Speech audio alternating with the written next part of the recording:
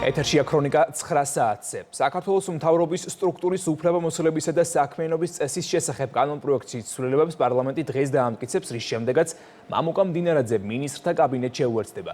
ის სახელმწიფო მინისტრის პოსტსა და ვიცე-პრემიერის თანამდებობას დაიკავებს. სახელმწიფო მინისტრის პოზიციიდან მამუკა მდინარაძე კოორდინაციას გაუწევს სამართალდამცავ ორგანოებს. ცვლილებებით შეშფოთებულია ოპოზიცია და პროპაგანდისტულ კამპანიას ეწევა. ოპონენტების რეაქციასთან დაკავშირებით შეფასებები გაკეთდა მმართველ გუნდში.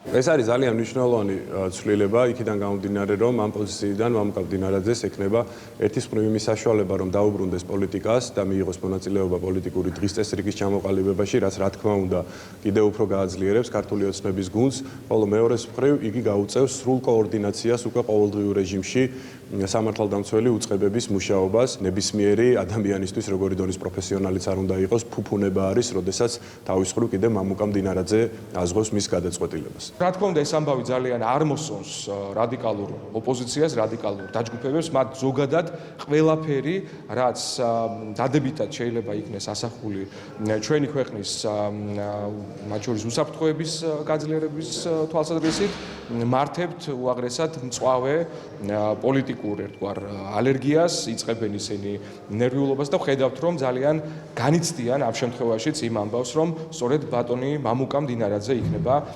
სახელმწიფო მინისტრი, რომელიც განახორციელებს კოორდინაციას სამართალდამცავ უწყებებთან მიმართებით.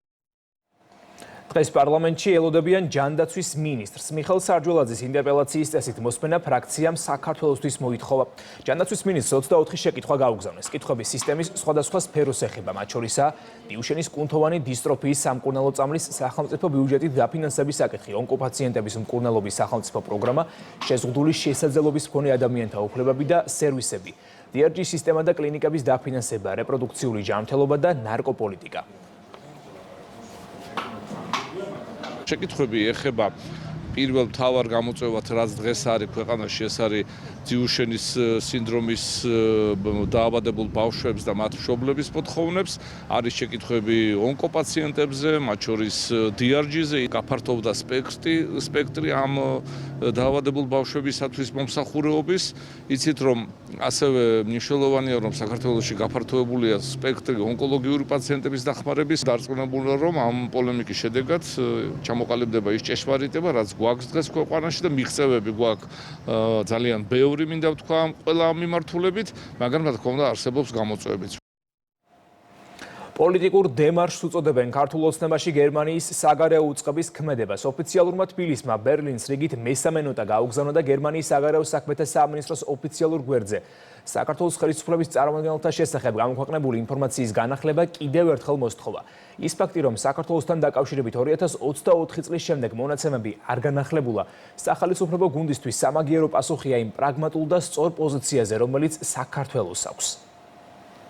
სამაგიერო პასუხია, პოლიტიკური დემარშია იმ განცხადებების საპასუხოდ, რომელიც ჩვენ გავაკეთეთ თუნდაც გერმანიის ელჩის აქტივობებთან დაკავშირებით. რომ არ უჯერებს საქართველოს ალფეხზე არ დგება ქეთსარიხრის თუნდაც გერმანიის ან მისი ელჩის წინაშე და არ უშვებს იმას, რომ შავი ფული შემოედინებოდეს. ეს არის მათი პასუხი. მათი პასუხი იმ კანონიერ პოზიციაზე, სწორ პოზიციაზე, პრაგმატულ პოზიციაზე, რომელიც ჩვენ ქვეყანას გააჩნია. სინოდის სხდომაზე პატრიარქობის კანდიდატის ასაქსა და განათლებასთან დაკავშირებული საკითხები დაისვა, თუმცა უმრავლესობა კენჭისყრით დაეთანხმა ორივე საკითხის განხილვის შეწყვეტას.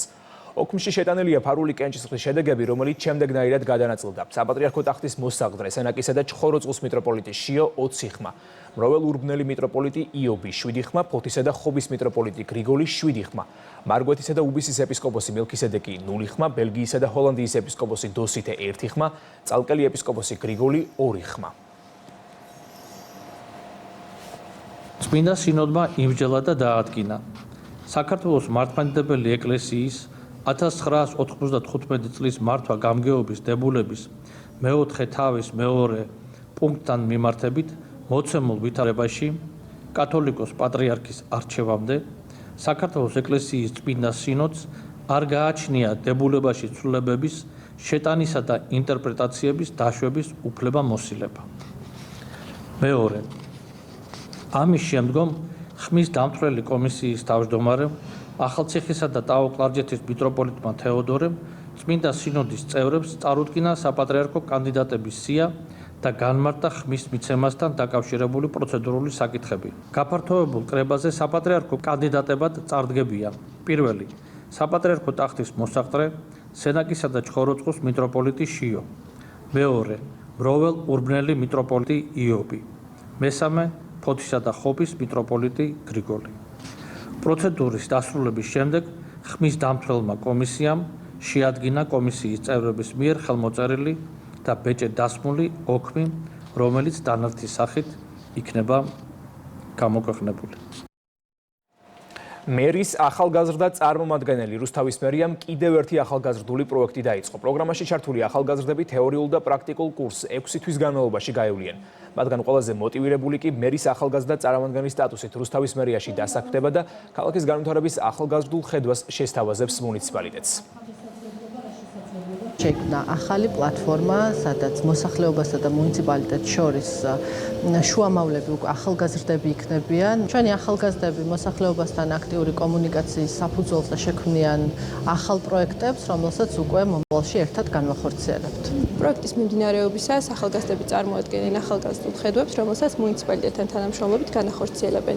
პროექტის მონაწილე ახალგაზრდები ონლაინ რეგისტრაციის საფუძველზე შეიჩნენ. მონაწილეობ პროექტში მერის ახალგაზრდა წარმომადგენელი და ვთვლი, რომ ეს პროექტი სრულად აძლევს ახალგაზრდა საშუალებას ჩაერთოს როგორც საჯარო მმართველობაში, ასევე მიიღოს მონაწილეობა ქალაქის საჯარო პოლიტიკაში და დაეხმაროს ქალაქს განვითარებაში და იმ პრობლემების მოგვარებაში, რომელიც მოსახლეობას აწუხებს. ახალციხეში გვარამაძის ქუჩაზე ასფალტ-ბეტონის საფარი დაიგება, გაკეთდება მიერთებები და ეზოებში შესასვლელები. ინფრასტრუქტურული სამუშაოები რეგიონებში განსახორციელებელი პროექტების ფონდიდან და ადგილობრივი ბიუჯეტიდან ფინანსდება. მუნიციპალიტეტის მერიისთვის საგზაო ინფრასტრუქტურის მოწესრიგება ერთ-ერთი მთავარი პრიორიტეტია.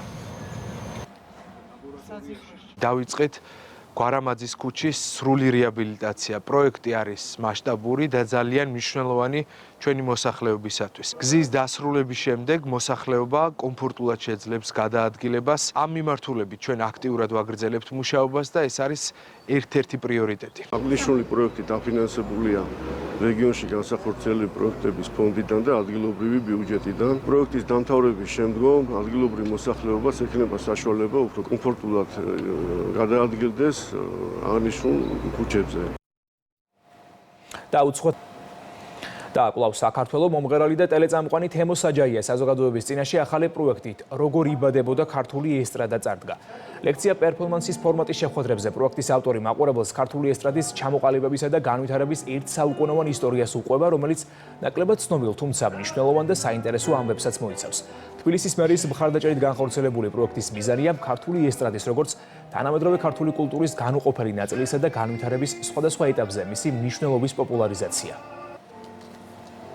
ამ რაღაცნაირ პერფორმანსში, ესე რომ ვთქვათ, მხოლოდ მუსიკაზე არ ვსაუბრობ, მხოლოდ ესტრადაზე არ ვსაუბრობ. ძალიან ბევრი რამე არის ისტორიიდან, ძალიან ნაზავია ეს ყველაფერი ისტორიის და მუსიკის და რეგიონებში, როდესაც გავალთ ამ პროექტით, იმედი მაქვს, რომ დაინტერესება იქნება დიდი. განსაკუთრებით მაინტერესებს, რომ ახალი თაობა და ცოტა ისეთი პატარები ასაკით დაესწრონ.